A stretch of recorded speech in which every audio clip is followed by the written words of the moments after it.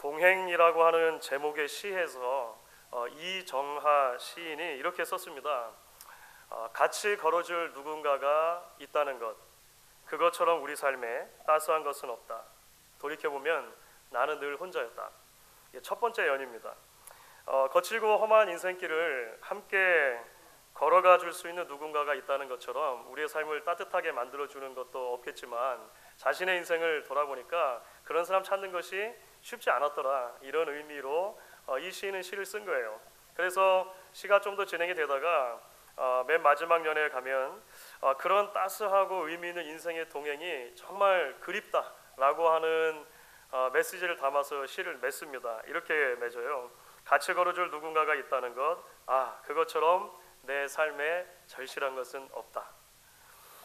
그렇습니다, 여러분. 우리 모두에게는 삶의 무거운 짐들을 같이 나누어 지며 함께 인생길을 걸어갈 동행들이 필요합니다. 우리 역시도 그 누군가에게 그런 동행들이 되어 주어야 할 것이고요. 그런 크고 작은 의미 있는 만남들을 통해서 우리의 삶이 더욱더 풍요로워지고 아름다워진다 생각을 합니다. 신앙을 가지고 이 땅을 살아가는 하나님의 백성들에게도 이것은 마찬가지인 것 같습니다. 하나님의 자녀로 이 땅을 살아갈 때도 역시나 우리에게는 신앙의 동행이 필요하다라고 하는 것이죠. 왜냐하면 누군가가 말한 것처럼 성경은 혼자 믿는 신앙에 대해서 아는 바가 없기 때문에 그렇습니다. 우리가 오늘 함께 읽은 본문은 그런 동행에 대한 이야기라고 아마 우리가 요약을 할 수 있을 것 같습니다. 출애굽기 18장 전체 본문이 사실 오늘 설교의 본문이 되는데요. 모세의 장인 이드로가 모세를 방문한 이후에 일어났던 두 가지 사건이 기록이 되어 있습니다. 우리가 지난주에는 르비딤이라고 하는 곳에 장막을 친 이후에 있었던 두 사건을 함께 살펴봤지 않습니까? 물 때문에 또 한 번의 사건이 있었고 또 아말렉과 전쟁하는 사건이 있었습니다.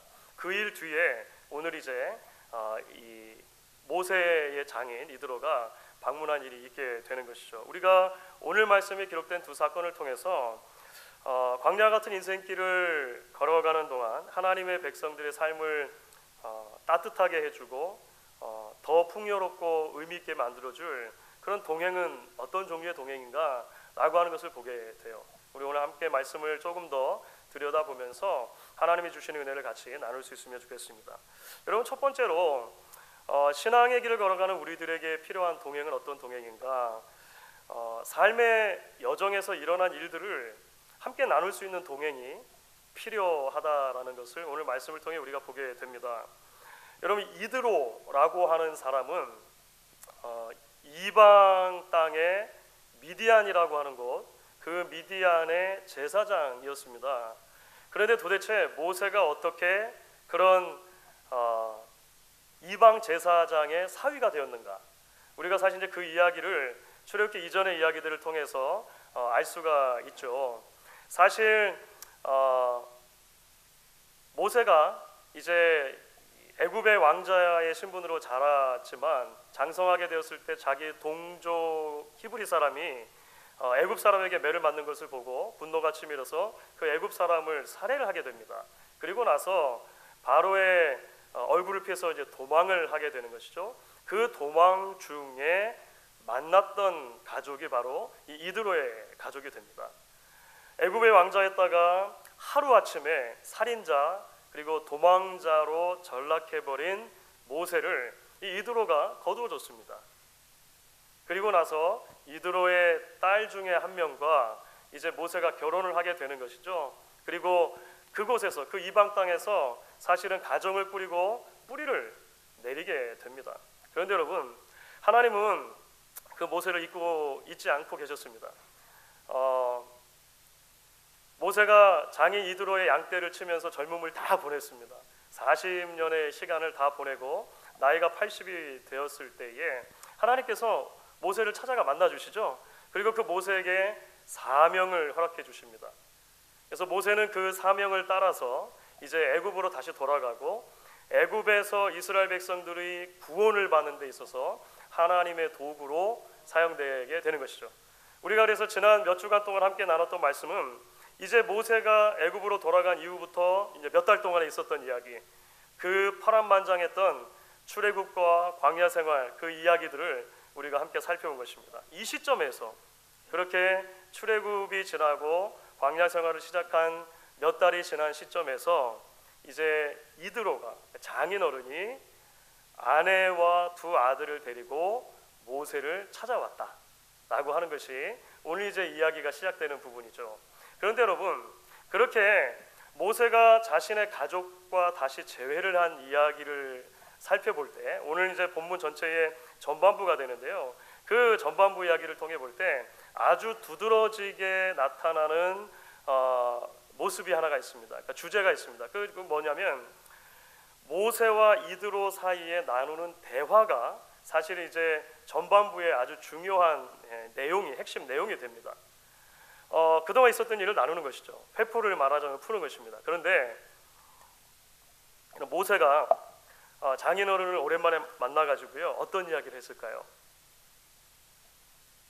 여러분들이 하면 오랜만에 만나는 식구들, 처가 식구들이 됐던 아니면 친정 식구들이 됐던 아니면 반대가 됐던 어떤 이야기들을 마음에 품었던 것들을 나눌 것이라 생각하세요. 자, 오늘 말씀을 보시면 모세가 이런 말을 나눴다라고 기록합니다. 8절인데요. 오늘 8절로 같이 한번 저하고 읽어보시면 좋겠습니다. 같이 읽습니다. 모세가 여호와께서 이스라엘을 위하여 바로와 애굽 땅에 행하신 모든 일과 길에서 그들이 당한 모든 고난과 여호와께서 그들을 구원하신 일을 다 그 장인에게 말하매, 이렇게 되어 있습니다. 저는 사실 이 부분을 좀 찬찬히 읽다가 사실 콧잔등이 좀 시큰해졌습니다. 여러분, 왜냐하면요, 우리가 지금까지 살펴본 이제 출애굽과 그 모든 과정 속에서 모세를 놓고 보면 모세가 사실 대단히 외로운 처지에 있었다는 것을 우리가 보게 됩니다. 물론 하나님이 주신 사명과 권위가 있었습니다. 하지만 하나님이 세우신 그 리더라고 하는 아주 독특한 위치 때문에 어려움이 있었어요. 사람들은 시시때때로 모세에게 원망하고 불평하고 했던 것을 우리가 지금까지도 계속 이야기들을 통해 살펴봤습니다. 모세는 그러면 그 일들을 가지고 그냥 하나님께 가서 부르짖을 뿐이었습니다. 그렇죠? 하나님께 부르짖으면 하나님이 답해 주시고 뭐 이런 모습이었어요. 다른 말로 하면 백성들이 200만 명 정도가 되는데 그 백성들 가운데 사실은 모세가 그 마음에 가지고 있었던 그 이야기들을 함께 다 나눌 만한 사람들은 아주 적었었다는 것을 우리가 짐작할 수 있는 것이죠. 그런데 장인어른을 만나가지고 다른 사람도 아니고 장인어른을 만나가지고 이 이야기들을 다 쏟아놨다는 거예요. 다 쏟아놨다는 거예요. 하나님께서 놀라운 기적으로 출애굽을 시켜주셨던 이야기, 무용담이죠. 하나님 이렇게 하셨습니다. 이야기했습니다. 그 이후에 모든 길에서 당했던 고난의 이야기들, 그렇죠? 어려움의 이야기들을 다 모세가 이드로와 나누게 됩니다. 그럼에도 불구하고 그 가운데 신실하신 하나님께서 여전히 우리들의 마른 목을 축이시고 주린 배를 채워주시고 이방 민족과의 싸움에서 승리하게 하셨다라고 한 이야기들을 다 나눴다는 거예요. 이 대목을 읽으면서 그 한 시인의 그 시가 떠올랐어요. 그 어머니의 휴가라고 하는 시를 쓴 시인이 있는데요. 하늘에 먼저 가신 엄마가 잠깐이라도 휴가를 내서 오신다면 뭐 이렇게 시작이 돼요. 엄마 하고 불러보고 그동안 숨겨놨던 세상사 중에서 딱 한 가지 억울한 일 엄마한테 다 일러 바치고 엉엉 울겠다 라는 시가 있어요. 제가 지어낸 게 아니고 언젠가 한번 소개해드린 것 같은데 그 정채봉 시인의 어머니의 휴가라고 하는 시입니다. 모세에게는 이드로가 그런 사람이지 않았나 생각을 해보게 되었습니다. 나이 80에 하나님의 부르심을 받고 사명의 길에 들어선 이후에 그가 경험했던 수많은 일들이 있습니다.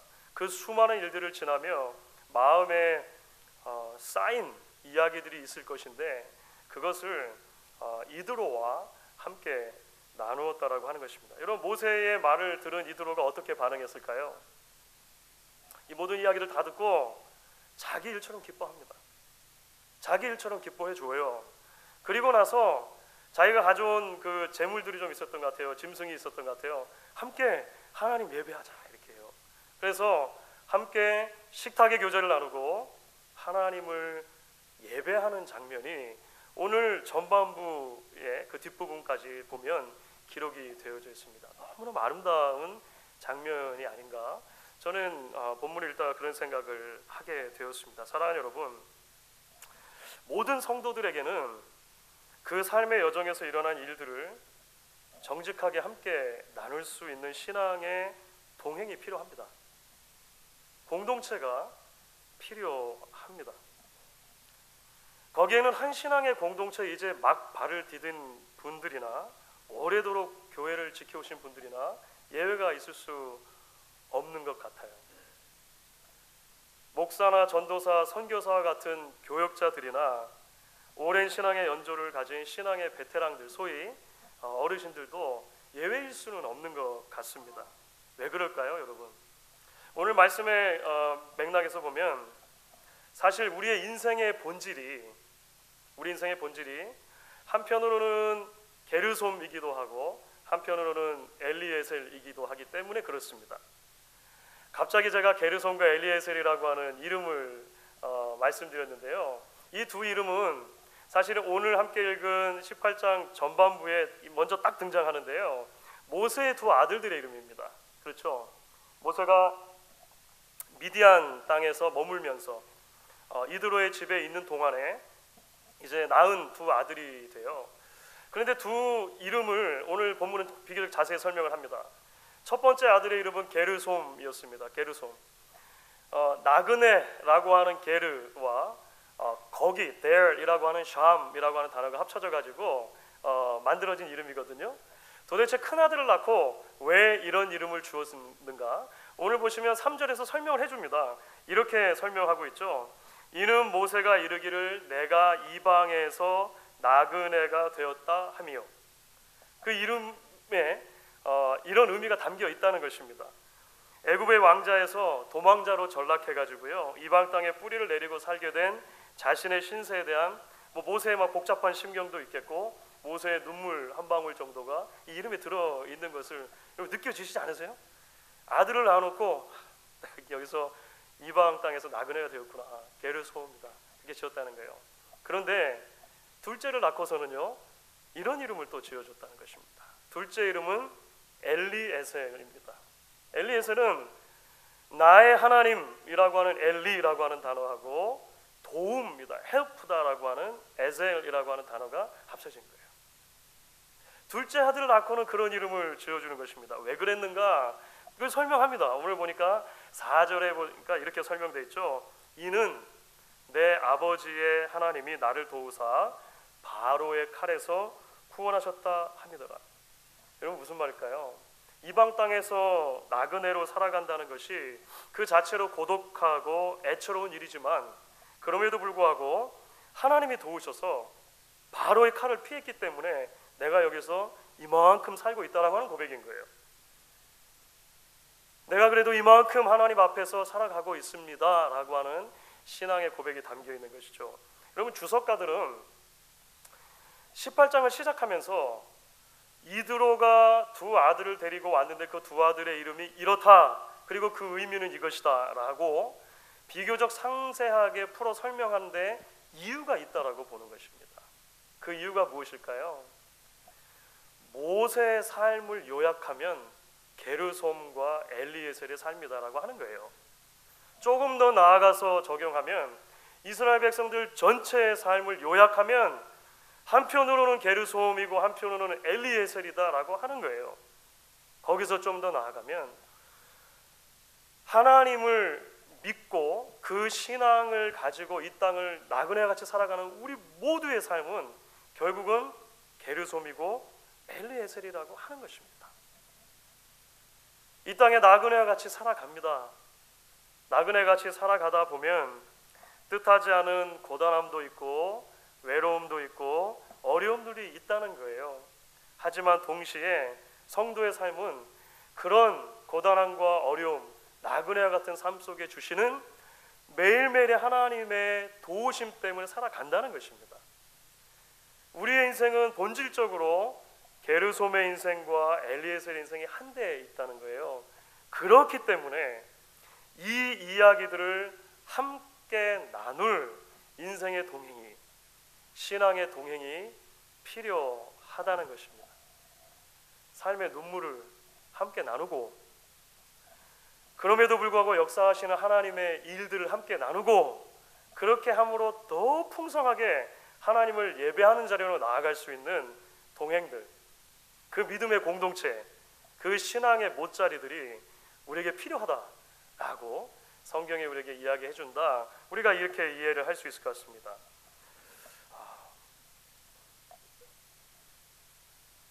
바라기는 우리 교회가 이런 공동체로 계속해서 세워질 수 있기를 소망해 봅니다.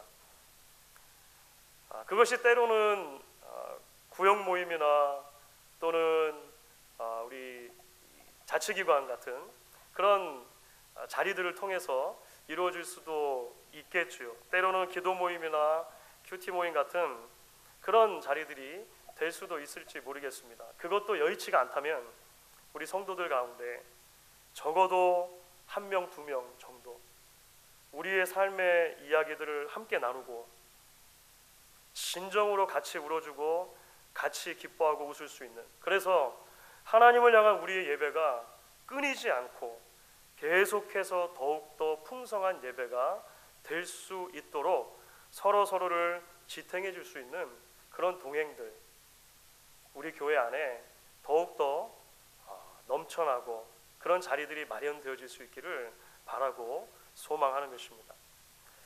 여러분, 이제 두 번째로 오늘 말씀을 보시게 되면은요, 우리는 또 다른 종류의 동행의 중요성도 필요하다는 것을 보게 됩니다.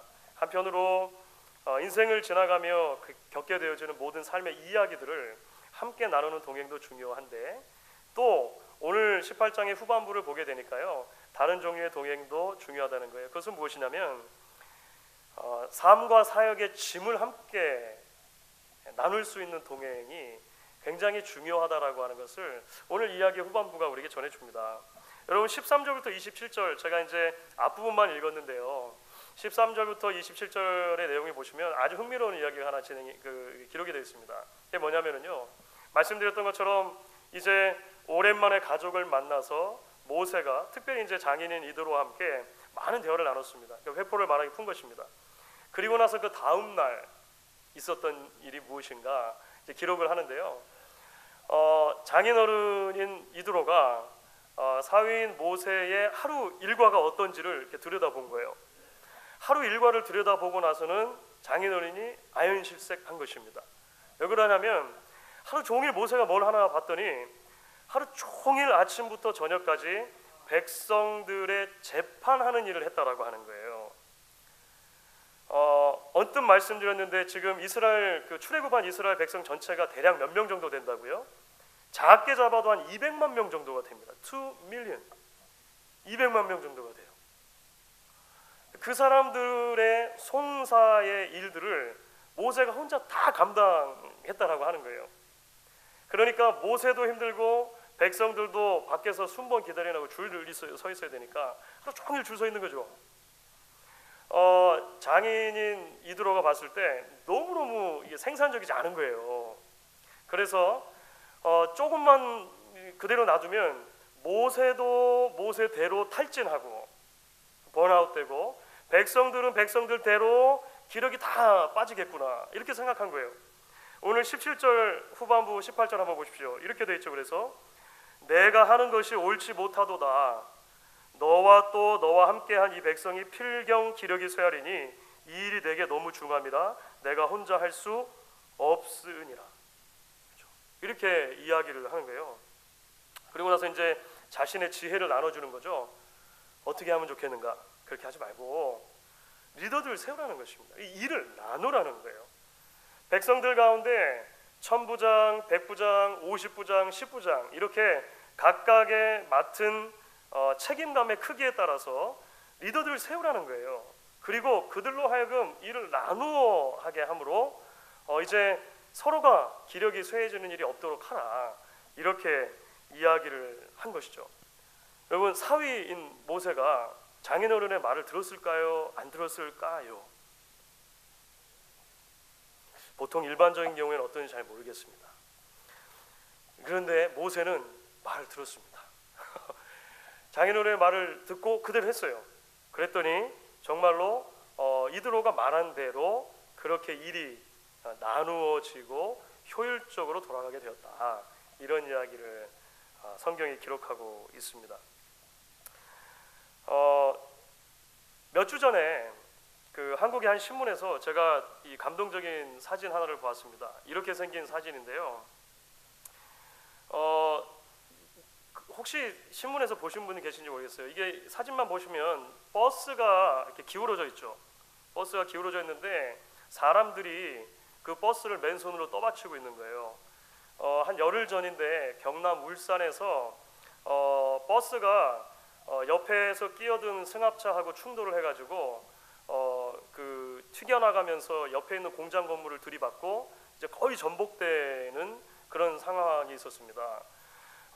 많은 사람이 사실은 이제 부상을 입었어요. 그런데 차에 타고 있던 승객들 중에 조금 미비한 그 부상을 입은 분들은 이미 다 빠져나온 거예요. 이미 다 빠져나왔는데 조금 부상이 심각한 분들이 미처 빠져나오지를 못하고 한 10명 정도가 버스 안에 그대로 남아있는 상태입니다. 지금 저 상태가.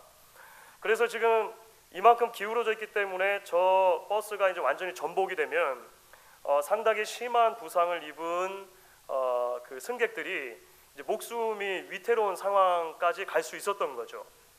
전복이 되면. 그랬는데 그 사고 현장에 있었던 사람들 중에 누가 먼저라고 할 것도 없이 시민들이 버스에 다 들려붙은 거예요.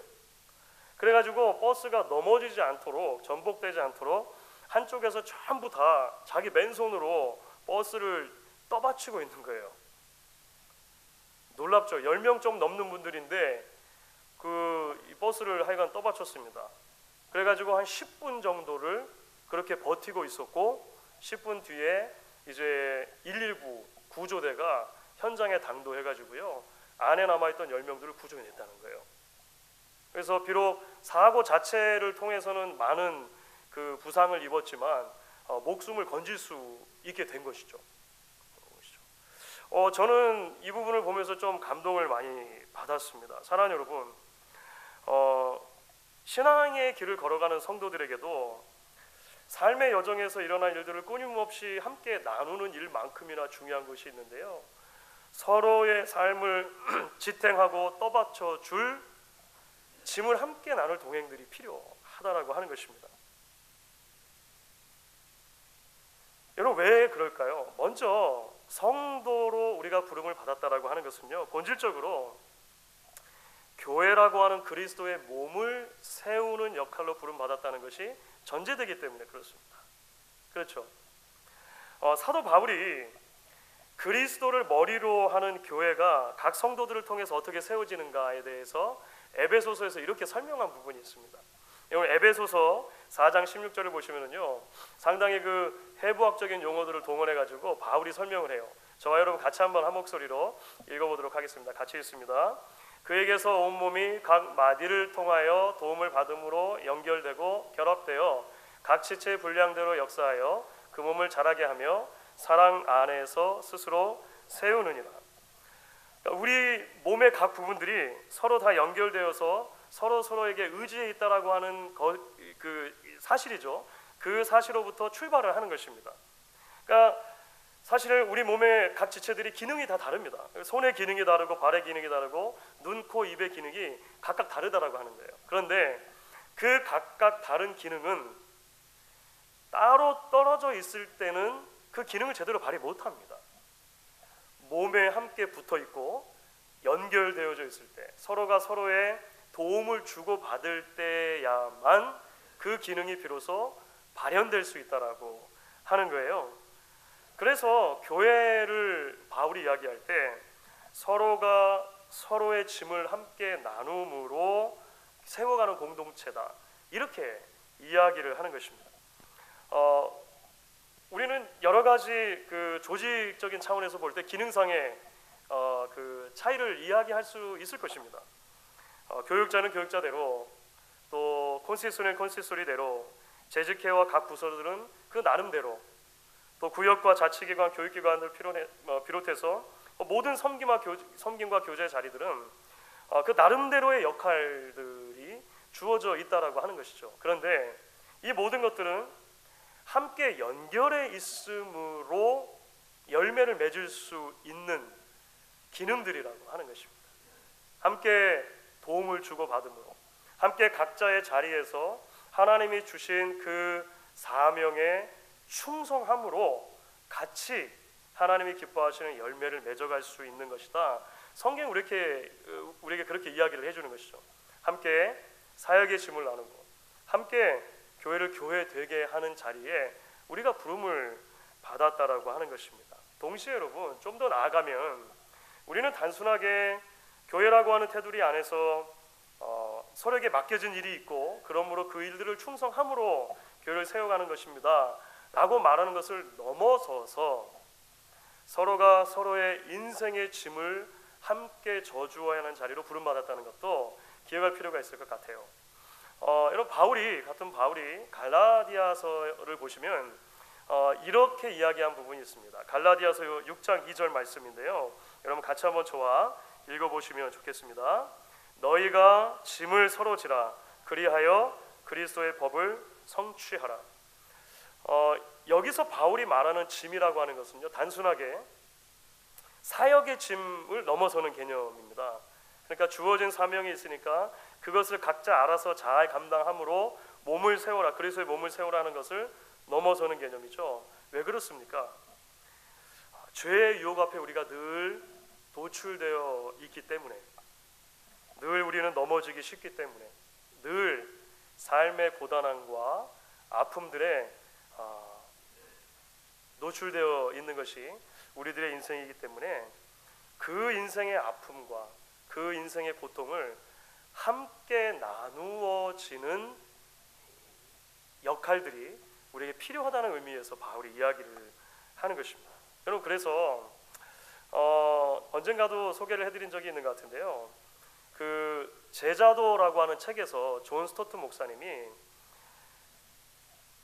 진정한 제자도에 어떤 요소들이 있는가 설명을 하면서 그 중에 하나로 의존성을 꼽는 것을 보게 됩니다. 우리가 작년 말에는 이제 수요 예배 때마다 우리가 그 제자도라고 하는 것 하나하나씩 살펴보는 특강을 좀 했었는데요, 그 중에서도 좀 다뤘던 내용입니다. 사람이 서로가 서로에게 짐이 되도록 설계되었다라고 하는 것을 우리가 기억해야 한다는 것을 말하면서 이런 권면을 해주셨어요. 존 스토트 목사님의 말입니다. 서로에게 짐이 되는 삶이 건강한 삶이다라고 하는 것을 받아들이는 것은 제자도의 중요한 한 측면이다. 아무도 나를 안 도와줘도 돼, 아무도 내 얘기를 안 들어줘도 돼, 나는 아무런 도움도 필요 없어 라고 생각하는 것이 성숙한 것이 아니라 서로가 짐을 나누어 줘야만 내가 나 될 수 있고 그가 그 될 수 있다는 것을 인정하는 것이 성숙한 신앙이라고 하는 거예요. 혼자서 인생의 짐을 다 지고 갈 수 없음을 인정할 때 우리는 겸손할 수 있는 것입니다. 혼자서 모든 것을 다 감당할 수 없음을 기억할 때 우리는 서로를 소중한 존재로 받아들일 수가 있고요, 광야 같은 인생길을 가는 동안 서로가 서로에게 든든한 버팀목들이 되어줄 수 있는 것입니다. 이런 말씀을 정리해 보도록 하겠습니다. 정채봉 시인의 다른 시 중에 만남이라고 하는 시가 있어요. 거기서 그분이 이제 우리가 인생을 살면서 겪게 되는 여러 종류의 만남을 그 이미지를 동원해서 설명을 합니다. 이런 만남도 있다는 거예요. 만날수록 비린내가 계속 나는 생선과 같은 만남이 있다. 이런 만남은 잘못된 만남이다. 뭐 설명을 해요. 어떤 만남은 피어 있을 때는 막 환호하다가 시들면 버리는 꽃송이 같은 만남도 있다. 이런 만남은 조심해야 될, 경계해야 될 만남이다 이렇게 말합니다. 그런가 하면 건전지 같은 만남도 있다는 거예요. 힘이 있을 때 간수하고 힘이 다르면 던져버리는 이런 만남이 있다는 거예요. 이런 만남은 비천한 만남이다. 정치형이 이렇게 얘기하죠. 그런데 이런 만남에 대한 이야기를 하다가 우리가 살면서 경험할 수 있는 가장 아름다운 만남이 있습니다. 이렇게 이야기를 해요. 그 아름다운 만남은 손수건 같은 만남이다. 이렇게 시인은 말합니다. 힘들면 땀을 닦아주고 슬프면 눈물을 닦아줄 수 있는 손수건 같은 만남, 그런 만남이야말로 아름다운 만남이다. 시인이 이야기를 했습니다. 사랑하는 여러분, 말씀드린 것처럼 우리가 이 땅에 발딛고 살아가는 동안 우리가 경험하는 인생은 동시에 한편으로는 게르솜이기도 하고 한편으로는 엘리에셀이기도 합니다. 거칠고 척박한 나그네 인생이기도 하지만 동시에 그렇기 때문에 하나님의 도우심으로 살아가야 할 인생이라고 하는 것이죠. 그래서 그 인생길에 동행이 필요합니다. 동행. 의미 있는 만남들이 필요한 것이죠. 서로의 삶에 일어났던 이야기들을 정직하게 함께 나누고 울고 웃을 수 있는 동행들, 그 서로의 땀과 눈물을 함께 닦아줄 수 있는 동행, 그러므로 서로가 서로의 짐을 함께 나눌 수 있는 동행들이 필요하다는 것이죠. 우리 교회가 또 우리 교회를 구성하는 우리 한 사람 한 사람이 서로에게 그런 동행자들로 설 수 있는 복된 신앙의 공동체 이룰 수 있기를 주 이름으로 간절히 축원하겠습니다. 여러분 이 시간 같이 한번 우리 찬양하시고 우리 기도하는 시간 갖도록 하겠습니다.